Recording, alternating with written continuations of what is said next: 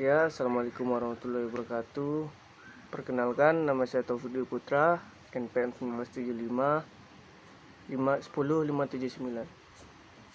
Ya, kali ini saya akan membahas tentang apa yang akan terjadi di masa yang akan datang atau masa depan.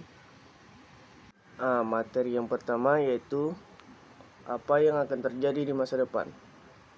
Meski tidak ada yang bisa memprediksi masa depan, satu kepastian adalah teknologi akan menjadi yang terdepan. Kelompok teroris internasional dan domestik akan tetap ada, tetapi mereka tidak akan lagi diperlakukan sebagai dua faksi yang berbeda. Contoh teroris domestik yang pertama yaitu Al-Qaeda.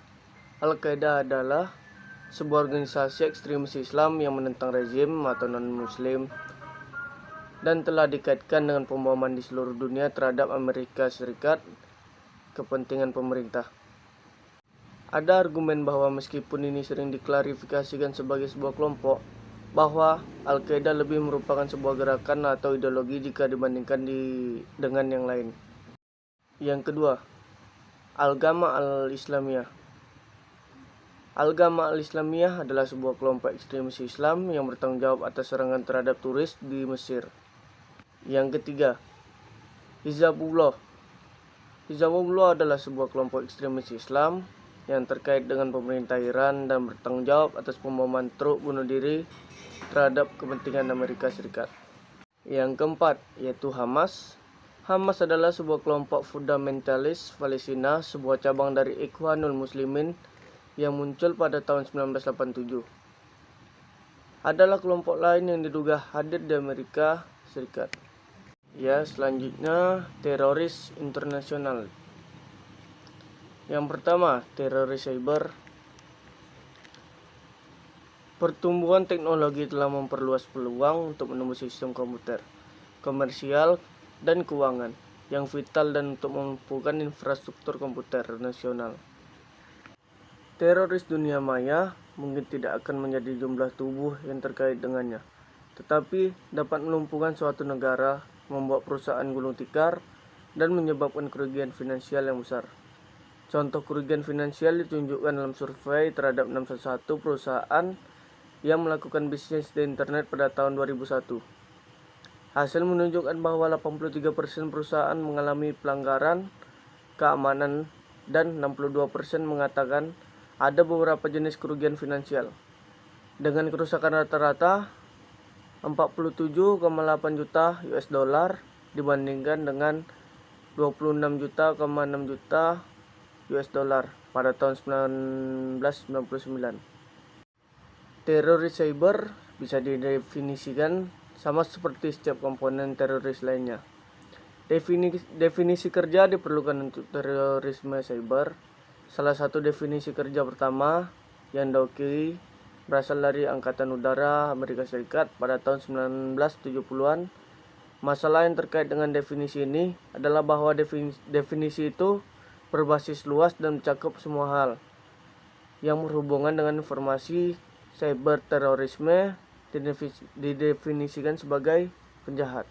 Ya, pembahasan yang selanjutnya yaitu Gerakan Ikhwanul Muslimin didirikan di Kairo, Mesir antara tahun 1927 dan 1928.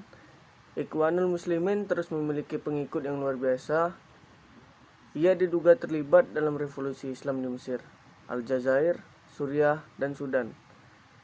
Saat ini, Ikhwanul Muslimin yang sebagian besar didanai oleh Arab Saudi dilarang di Mesir dan telah memperluas jangkauannya ke seluruh dunia, terutama di Eropa dan Amerika Utara melalui berbagai organisasi. Banyak di antara berbasis mahasiswa dan pemuda. Kelompok ini adalah Sunni dan fundamentalis secara doktrin. Ada banyak individu kunci utama yang terkait dengan memajukan ajaran dan ideologi kelompok. Ya, yang selanjutnya Wahabi. Wahabi adalah Salafisme atau Wahabisme adalah sekte Islam radikal dan merupakan basis ideologi Ikhwanul Muslimin Salafi atau Wahabi mengklaim untuk secara ketat mengikuti teladan Nabi dan memerintahkan pemahaman yang murni dan tidak tercemar tentang agama Islam. Al-Banna dan salah satu pendiri Ikhwanul Muslimin mendalami ajaran Muhammad Ibnu Abdul Al-Wahhab Al-Tamimi, ulama terkemuka Salafisme atau Wahabi yang lahir di tempat yang sekarang disebut Arab Saudi. Wahhab dianggap oleh banyak orang sebagai penginjil radikal yang percaya bahwa Islam telah dirusak oleh banyak kesalahan dan inovasi. Ya, yang selanjutnya, organisasi Wahabi di Amerika Utara, NOR. Banyak organisasi yang ada di Amerika Utara, diuraikan di bawah ini, adalah beberapa organisasi berbasis Wahabi yang paling umum dan dikenal di luas. Diyakini ada. Selain organisasi-organisasi tersebut, beberapa organisasi teroris menganut paham Wahabi. Yang pertama, Jamaat Al-Fuqra dibentuk di Hancock, New York pada tahun 1980 dengan basis di Lahore, Pakistan. Kelompok ini juga disebut sebagai aliran sesat oleh beberapa orang. Ya, yang selanjutnya pemikir Wahabi. Banyak gerakan memiliki ideologi karismatik untuk membangun dasar pemikiran mereka dan memimpin interpretasi materi untuk diikuti orang lain. Individu lain yang dapat dianggap sebagai pemimpin adalah Syekh Mubarak Ali. Gilani yang juga menyebut dirinya Sultan UI Fakr ke-6 dan merupakan ketua Jamaat Al-Fuqra. Dia saat ini tinggal di Lahore, Pakistan. Reporter Wall Street Journal Daniel Pearl diduga sedang dalam perjalanan untuk menemui Syekh Gilani di Pakistan ketika dia diculik dan kemudian dibunuh. Pearl sedang menyelidiki tuduhan bahwa tersangka bom sepatu Richard Cheret adalah salah satu pengikut Syekh Gilani. Diduga dalam 9/11 Khalid Sheikh Muhammad bertanggung jawab atas eksekusi Pearl. Perlu dicatat bahwa KSM telah menghadiri Chowan College pada tahun 1983, sebuah sekolah baptis kecil di Murfreesboro, Carolina Utara, sebelum pindah ke Universitas Negeri Pertanian dan Teknik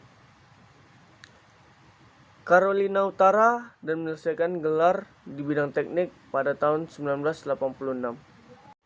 Ya, konsep dalam materi yang saya sebutkan tadi yaitu banyak kelompok yang berbasis asing di dunia yang penuh kebencian dan tidak terbatas dalam mengejar pemenuhan keyakinan mereka. Pengaruh mereka sedang akan terus dirasakan di Amerika Serikat. Yang kedua, sejarah dan pengaruh Ikhwanul Muslimin di dunia telah memainkan peran penting dalam ideologi kelompok teroris seperti Hamas dan Al-Gama. Ada banyak organisasi Wahabi di Amerika Utara yang berperan dalam gerakan ekstremis Islam. Ya, kita lanjut ke pembahasan yang selanjutnya. Fokus buku yang saya resume ini adalah pada keadaan di sekitar Amerika Serikat. Tetapi seperti banyak mata pelajaran lainnya, topik penanganan hukum berlaku untuk lokal dan negara lain. Peristiwa masa lalu telah menunjukkan kekerasan dan kebencian yang terkait dengan teroris dan kelompok kebencian terorganisir, dan telah membuktikan bahwa ekstremis jahat tidak mengenal batas. Ribuan peristiwa telah terjadi di seluruh dunia selama 3 abad terakhir yang dapat dipelajari oleh komunitas